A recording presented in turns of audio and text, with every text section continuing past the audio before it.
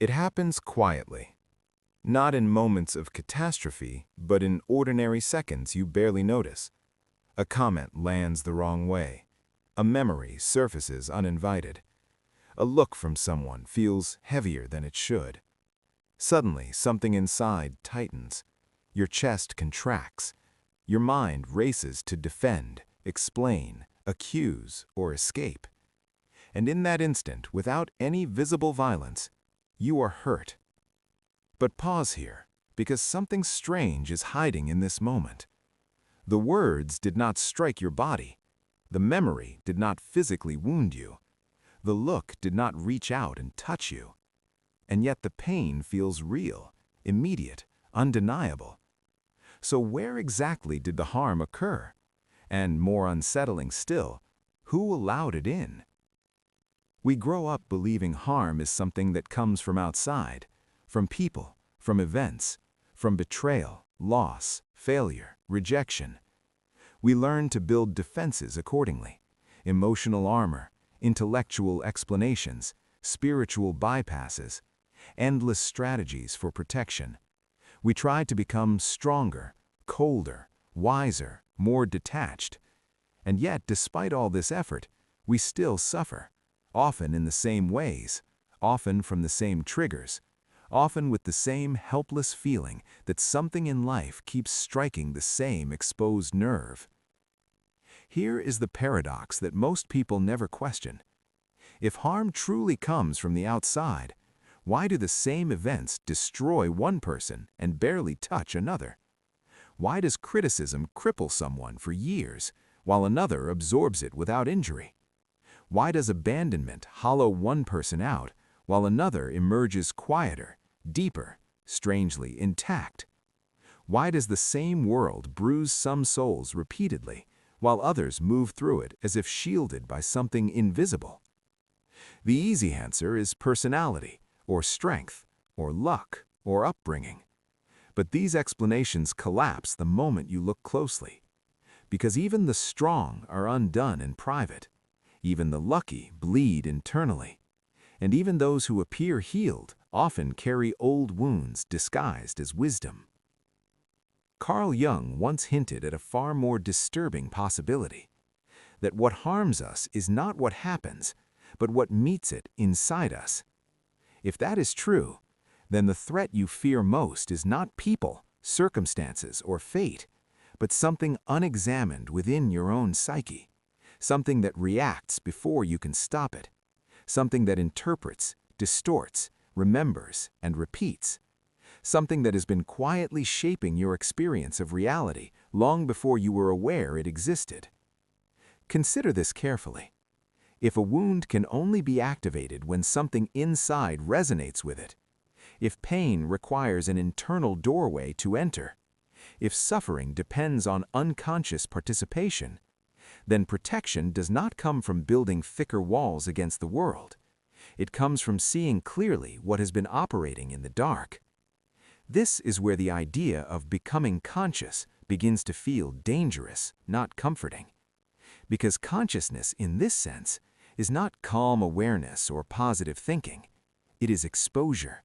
It is the slow, often uncomfortable recognition of the patterns you did not know were ruling you, the emotional reflexes you mistook for truth, the internal voices you assumed were you.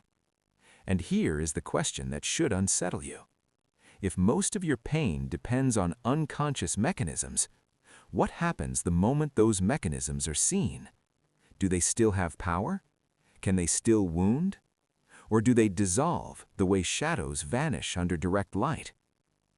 People fear consciousness because they believe awareness will make them more vulnerable, more sensitive, more exposed.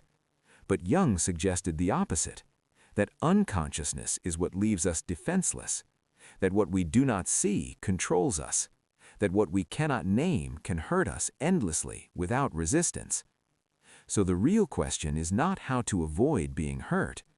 The real question is this: what inside you is still capable of being hurt, and why has it remained unseen for so long? That question opens a door most people spend their lives avoiding. And behind it lies the hidden structure of suffering itself. Long before pain feels emotional, it is interpretive. Something happens, a word, a silence, a loss, and almost instantly meaning is assigned. Not consciously, not carefully, but reflexively. The mind reaches into a deep inherited archive and pulls out a familiar conclusion. This means I am unsafe. This means I am unworthy. This means something is wrong with me. The speed of this process makes it feel like truth, but in reality it is conditioning masquerading as perception. Carl Jung described this hidden mechanism as the autonomous psyche, inner structures that operate independently of conscious will.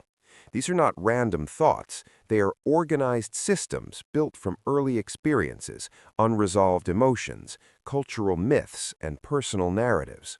Once formed, they behave like living entities inside the mind. They interpret reality on your behalf long before you get a say. This is the hidden problem. Most human suffering does not come from life itself, but from unconscious meaning-making. From childhood onward, the psyche learns through association. If love was unpredictable, the nervous system learns vigilance. If expression was punished, silence becomes safety. If approval was conditional, worth becomes fragile. None of this is chosen, it is absorbed. Over time, these adaptations crystallize into what Jung called complexes, emotionally charged clusters of memory, belief, and instinct that hijack perception when activated.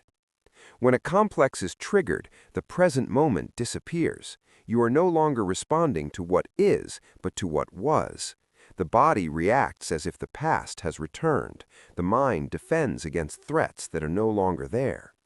And yet the emotional pain feels immediate, fresh, justified. This is why logic fails to heal suffering. You can understand intellectually that a comment was harmless, that a rejection was circumstantial, that a loss was inevitable, but understanding does not dissolve a complex. Because complexes do not live in reason, they live in the unconscious, in sensation, emotion, image, and memory. They are pre-rational. They existed before language, before explanation, before reflection. Philosophy noticed this long before psychology named it. Ancient Vedic wisdom spoke of avidya, ignorance not as lack of information, but as misidentification. The self mistakes transient experiences for identity, emotions for essence, thoughts for truth. From this misidentification arises dukkha, a pervasive dissatisfaction woven into ordinary life, not because reality is cruel, but because perception is clouded. Later thinkers echoed this insight in different forms. The Stoics observed that people are disturbed not by events, but by judgments about events.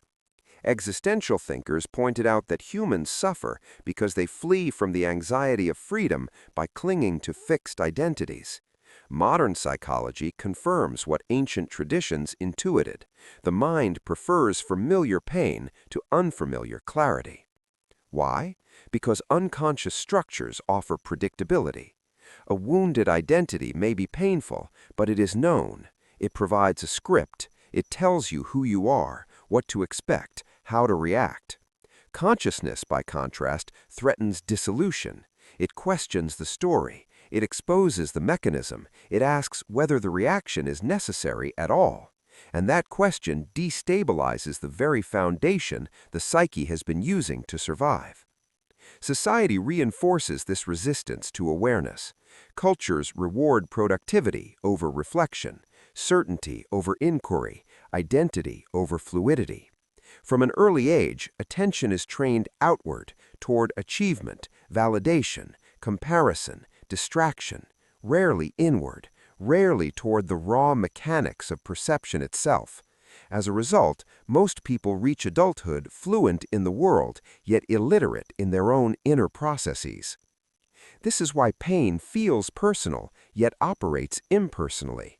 When someone insults you, it feels like you are attacked, but what reacts is often an internalized image, a self-concept built from memory and expectation. When you fear loss, it feels like survival is at stake. But what trembles is often an attachment formed long ago, still mistaking separation for annihilation. Unconsciousness blurs these distinctions. It fuses stimulus with identity, event with meaning, feeling with fact, and once fused, suffering appears inevitable, unavoidable, as if woven into the fabric of existence itself. But Jung insisted on something radical. What is unconscious does not merely influence us, it possesses us, and possession, by definition, implies the absence of awareness. This does not mean the unconscious is an enemy. It is not malicious. It is protective, adaptive, ancient. It kept you alive when you were small, vulnerable, dependent. But what protects in childhood can later become the very source of it. Here lies the tension that has not yet been resolved. If suffering arises from unconscious identification, if pain persists because inner mechanisms operate unseen, if protection itself has become the wound, then what happens when these mechanisms are no longer hidden? That question points toward a shift, not gradual, not comforting, but profound. A shift that alters not the world, but the relationship to it. And once that relationship changes, the consequences ripple far beyond individual moments of pain, because an unconscious mind does not just suffer, it quietly shapes reality itself. The most powerful influences in your life rarely announce themselves. They do not arrive as dramatic crises or obvious breakdowns. They seep in gradually, shaping how you interpret faces, tones, silences, and outcomes. Long before a thought becomes conscious, the nervous system has already decided whether the moment is safe or threatening. Long before you choose a reaction, something older has already moved. This is why suffering feels so personal and yet so repetitive. Unconscious patterns do not merely react, they predict. They scan reality for confirmation of what they already believe. If you carry an unexamined sense of inadequacy, the mind will selectively notice rejection and minimize acceptance. If you harbor a silent fear of abandonment, neutral distance will feel like impending loss. The world begins to look hostile not because it is, but because perception has been narrowed by expectation. Cognitive psychology calls this confirmation bias. Neuroscience reveals that the brain is not a neutral observer, but a prediction machine. It constantly filters sensory input through prior experience, constructing a model of reality designed to minimize uncertainty. When unconscious emotional memories dominate that model, perception becomes distorted in subtle but pervasive ways. You do not see what is happening. You see what your past prepared you to expect. And the consequences extend far beyond inner discomfort. Relationships bend around unconscious needs. People are chosen not for who they are, but for how well they fit unresolved patterns. Familiar dynamics feel magnetic, even when they are painful. Respect can feel boring. Stability can feel empty. Chaos can feel like passion. Without awareness, attachment becomes repetition. Work, too, is shaped by invisible forces. The drive to prove, to please, to dominate, or to withdraw often has little to do with present goals and everything to do with old adaptations. Success may never feel sufficient because it was never the real hunger. Failure may feel catastrophic because it echoes an earlier sense of worthlessness. Even morality is affected. When unconscious fear governs perception, the mind divides the world into allies and threats. Nuance collapses. Empathy shrinks. People become symbols of danger, rejection, superiority, or validation. This is how personal suffering quietly scales into collective dysfunction. Entire cultures organize around shared unconscious anxieties, mistaking them for values or truths. What makes this especially insidious is that it feels rational. The mind is remarkably skilled at explaining reactions after the fact. It constructs narratives that justify anger, withdrawal, resentment, or despair. These stories feel coherent, convincing, but coherence is not the same as consciousness. A well-constructed story can still be built on unseen assumptions. This is why advice so often fails. Let it go. Don't take it personally. Think positively. These suggestions address behavior and thought, not perception itself. They assume choice where there is compulsion. They overlook the fact that when unconscious material is active, the sense of agency is already compromised. You cannot simply choose differently when the mechanism choosing for you remains unseen. The emotional cost accumulates quietly. Chronic tension in the body, a persistent feeling of being on edge, the sense that life is something to endure rather than inhabit. Over time, this low-grade suffering becomes normalized. People call it adulthood, responsibility, realism. They forget it is not inevitable. And here is the most consequential effect of all. Unconsciousness makes pain feel external. If harm seems to come from outside, solutions will always be sought outside, in control, avoidance, validation, dominance, numbing. Entire lives can be spent rearranging circumstances to escape a feeling that was never caused by circumstances in the first place. This is why even when conditions improve, suffering often remains. A better relationship does not dissolve old fears. A safer environment does not quiet inherited vigilance. A new achievement does not heal a wounded identity. Without awareness, the psyche simply carries its patterns into new contexts, repeating the same emotional conclusions under different names. At a certain point, something in you begins to sense the futility, not consciously, but as a quiet exhaustion, a weariness with strategies, a subtle recognition that running, fixing, explaining, or defending has not delivered the safety it promised. This is not defeat, it is the beginning of discernment.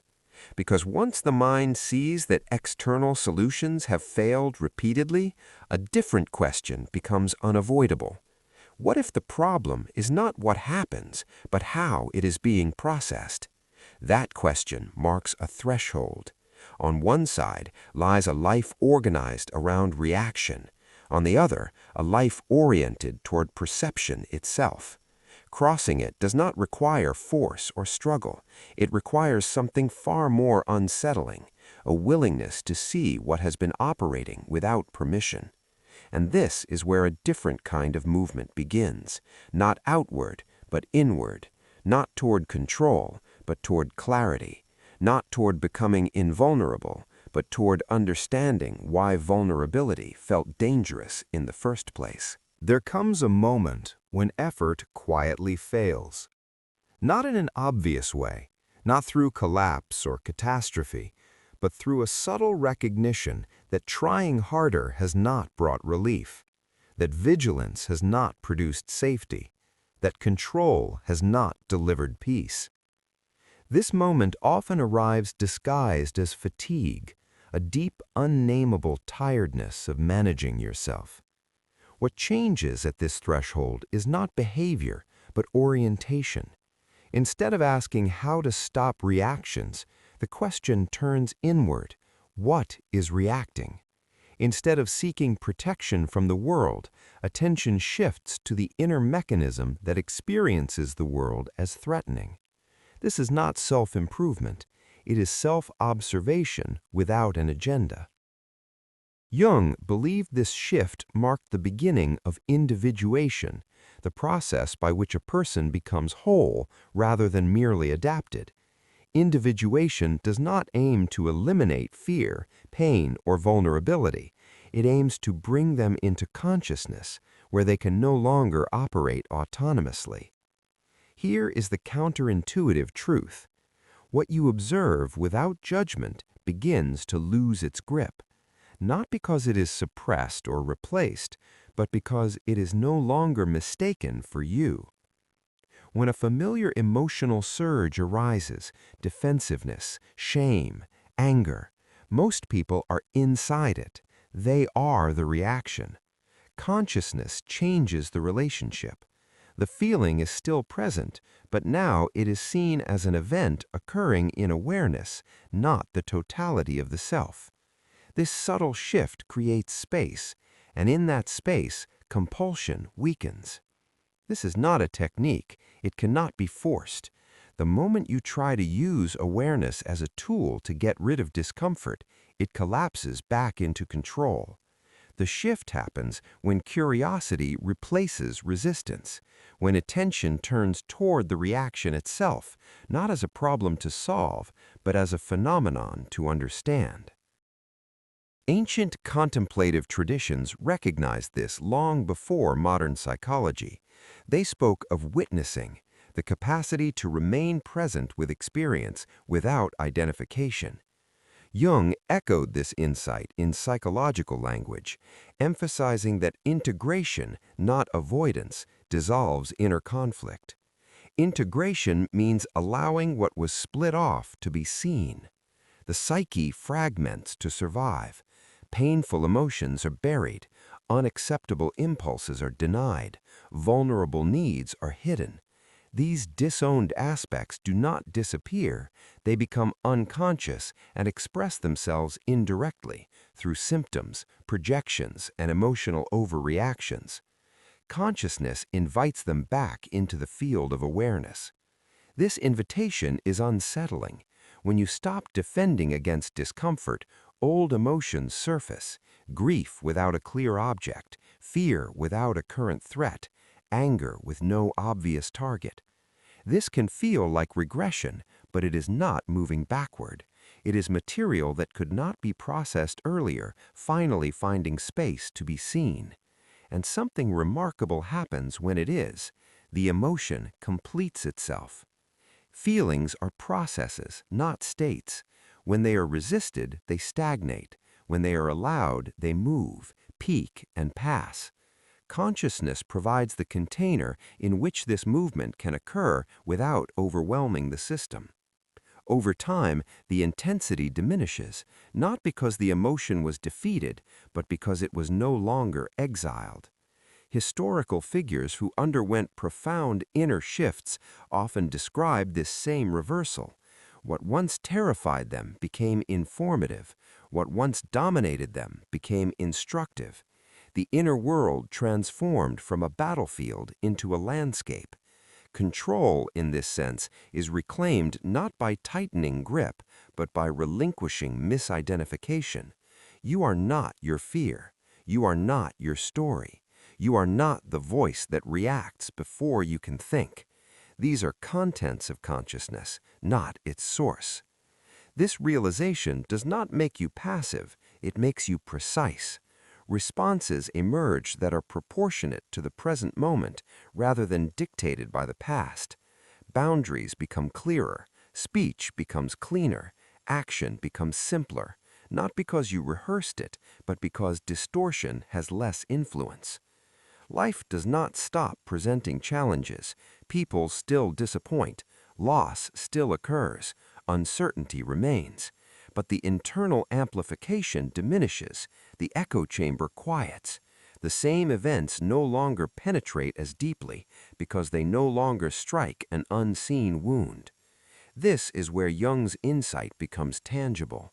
When unconscious material is made conscious, it no longer controls behavior. It becomes part of a larger whole.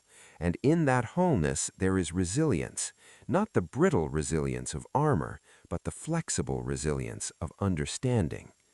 At this stage, something unexpected emerges: compassion, not as a moral ideal, but as a natural consequence of clarity. Seeing your own mechanisms makes it impossible not to recognize them in others. Hostility softens, judgment loosens.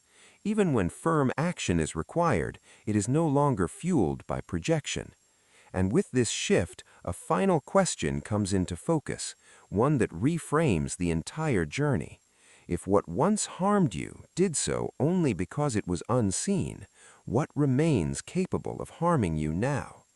The answer to that question is not intellectual, it is experiential, and it leads directly to the final realization, one that quietly alters how reality itself is encountered.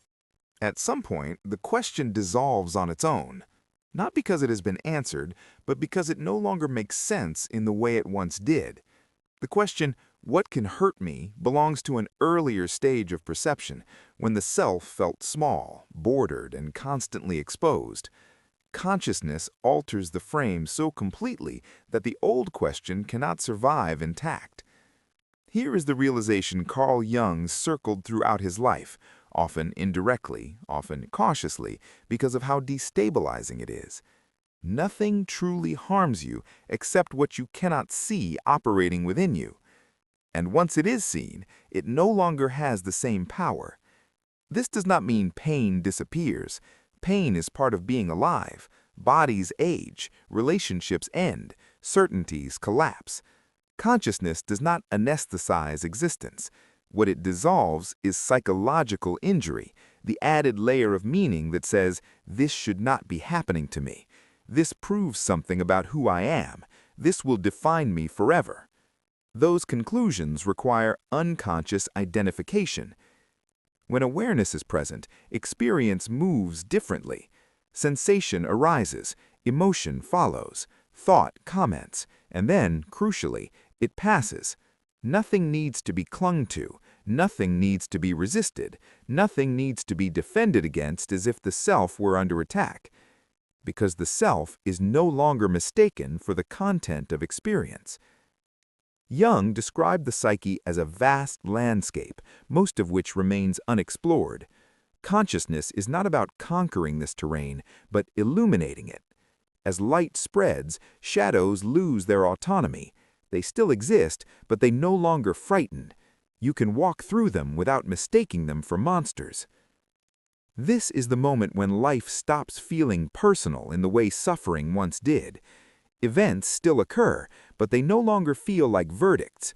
Criticism no longer defines. Rejection no longer annihilates. Loss no longer erases meaning. The nervous system registers what is happening without collapsing into old conclusions. There is grief without identity-shattering despair, anger without blind aggression, fear without paralysis. What changes is not the intensity of experience, but the absence of distortion. And this is where a quiet strength emerges, one that does not announce itself, does not harden, does not need recognition. It is the strength of someone who knows what is happening inside themselves while it is happening.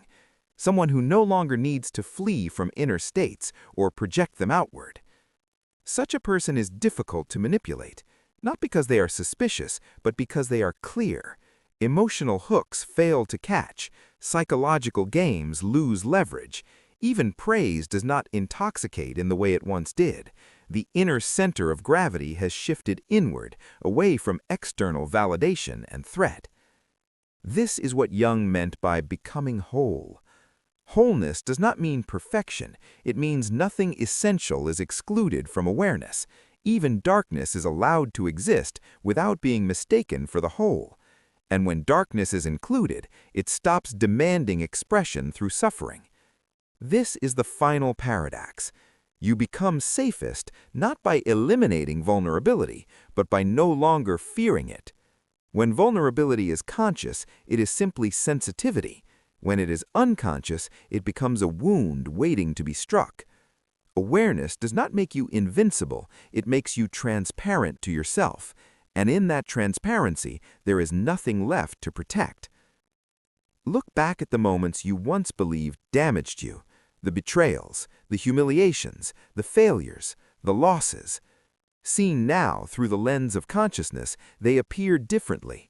Not as injuries inflicted by the world, but as collisions with unexamined parts of yourself. Painful, yes, but also instructive, each one pointing towards something that needed to be seen. This is why suffering often decreases, not when life improves, but when perception deepens. The world does not become kinder, you become clearer. And clarity is not fragile. It does not depend on people behaving a certain way.